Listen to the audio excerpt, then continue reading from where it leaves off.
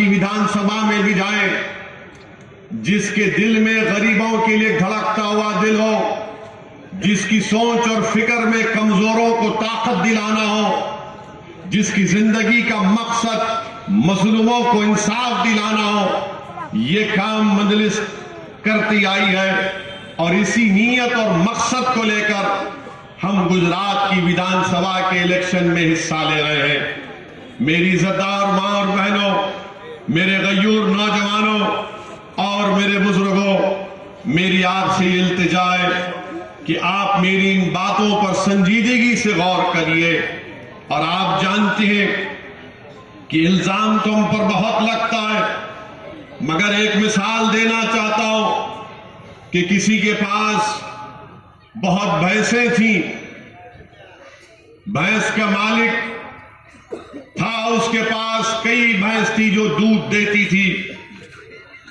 तो उसके पास हर शाम को एक ताकतवर आदमी आता था और आकर वो पूरा आधा दूध उठाकर लेकर चला जाता था। तो लोगों ने पूछा कि भाई क्या बात है, भैंस तो दूध दे रही है मगर एक ताकतवर आदमी आकर या आधा दूध उठाकर या कभी पूरा दूध उठाकर लेकर चला जाता, इन भैंसों का मालिक उसको रोकता क्यों नहीं? तो बाद में मालूम हुआ कि भैंसों का जो मालिक था वो उस अपने दूध को नहीं बचाना चाहता था, वो अपने आप को उस ताकतवर आदमी से बचा रहा था। वो अपने आप को ताकतवर आदमी से बचा रहा था। वो उस ताकतवर आदमी से सौदा कर लिया और उससे कहा कि तुझे कितना दूध है लेकर चला जा, मगर मुझे बख्श दे। तो मेरे अजीज दोस्तों और बुजुर्गों, यही हाल कांग्रेस और बीजेपी का है। दूध हमारा है और दूध हमारा छीन कर लेकर चले जाते हैं।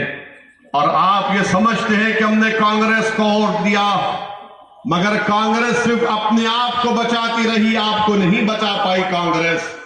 अब एक दूसरा आया है ताकतवर आदमी बनकर। ये तमाम लोमड़ियों का खेल खेला जा रहा है। मेरे अजीज दोस्तों और बुजुर्गों, पहचानिए इन लोगों को जो आपके नाम पर वोट तो हासिल कर लेते हैं, मगर जब गरीबों के इंसाफ की बात आती है तो रात के अंधेरे में पसे पर्दा या दीवारों के पीछे बीजेपी से सौदा कर लेते हैं। आप ऐसी ताकतों का साथ मत दीजिए, ऐसी पार्टी के उम्मीदवारों को अपना वोट मत दीजिए। यही कांग्रेस पार्टी है जिसके 12 से ज्यादा एमएलए बीजेपी में चले गए। आप बताइए मेरे अजीज दोस्तों और बुजुर्गों, क्या ये गुजरात की जनता से धोखा नहीं किया गया? मेरी इज्जतदार मां और बहनों, याद रखिए कांग्रेस पार्टी गोडाउन है।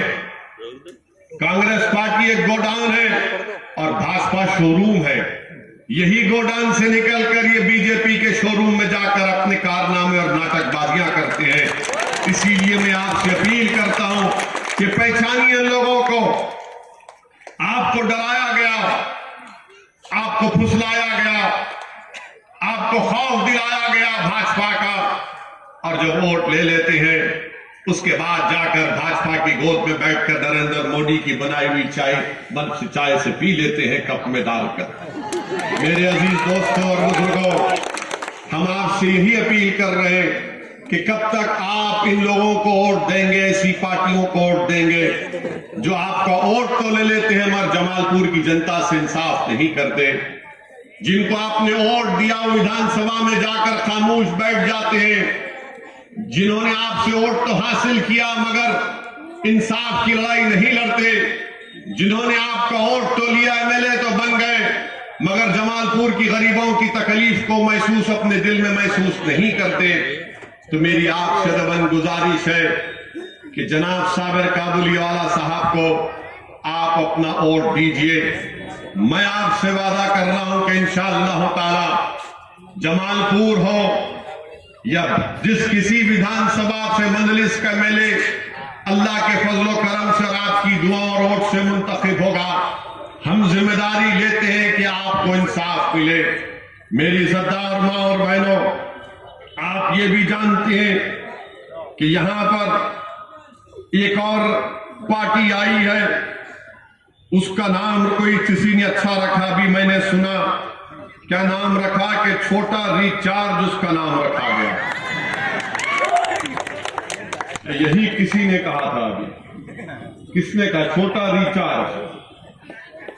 हाँ, छोटा रिचार्ज। अब ये छोटा रिचार्ज का नाम आप पार्टी है।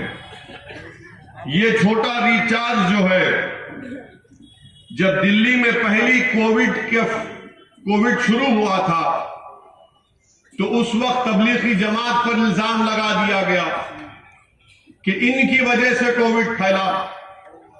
यही छोटा रिचार्ज ने एक इल्जाम लगाया था ताकि बदनाम किया जाए सबको कि इनकी वजह से कोविड फैल गया। मामला कोर्ट में गया तो कोर्ट ने कहा सब झूठा इल्जाम है। ये जो आप पार्टी आई है अब इलेक्शन लड़ने के लिए, पूछिए इनसे।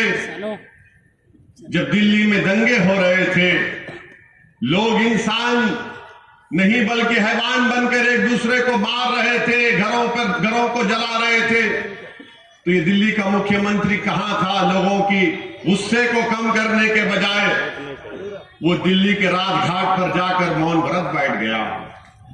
मेरे अजीज दोस्तों और बुजुर्गों, आज आकर बड़े बड़े दावे करते हैं कि ये करेंगे वो करेंगे, आसमान से तारे तोड़कर लाएंगे। दिल्ली में सीलमपुर और जाफराबाद एक इलाका है, वहां पर ओखला एक इलाका है, वहां पर जाकर देखिए गंदगी भरी हुई है, कचरे के अंबार लगे हुए हैं और कुछ उस पर नहीं के कहते हैं। मेरे अजीज दोस्तों और बुजुर्गों, ये छोटा रिचार्ज, जब इनसे पूछा गया कि बिल्किस बानो पर बोलो तो उन्होंने कह दिया कि बिल्किस बानो पर नहीं बोलेंगे, हम बिल्किस बानो पर नहीं बोलेंगे, उन्होंने कह दिया। फिर कहते हैं कि भारत में जो नोट है 10 रुपये की, 20 रुपये की, 100 रुपये की, 500 की, 2000 की, उसमें महात्मा गांधी की फोटो हटाकर किसी और फोटो लगा दिया जाए। उसने कहा कि किसी और फोटो लगाना चाहिए, और फोटो लगाएंगे तो नौकरियां आ जाएंगी। कैसे नौकरियां आ जाएंगी? क्या भारत का कोई मजहब है? क्या भारत मुसलमानों का है? क्या भारत हिंदुओं का है? क्या भारत सिखों का है? क्या भारत ईसाइयों का है? भारत किसी मजहब से भारत का कोई ताल्लुक नहीं है। भारत सब मजहब को मानता है। भारत जो खुदा अल्लाह भगवान को नहीं मानता उसको भी मानता है। मगर ये छोटा रिचार्ज ये कह रहा है कि मैं छोटा मोदी हूं और बड़ा मोदी बनना चाहता हूं। उन्हीं के नक्शे कदम पर चल पड़ा है, उन्हीं के नक्शे कदम पर चल पड़ा है कि नहीं नहीं मैं छोटा मोदी नहीं, मैं बड़ा मोदी हूं।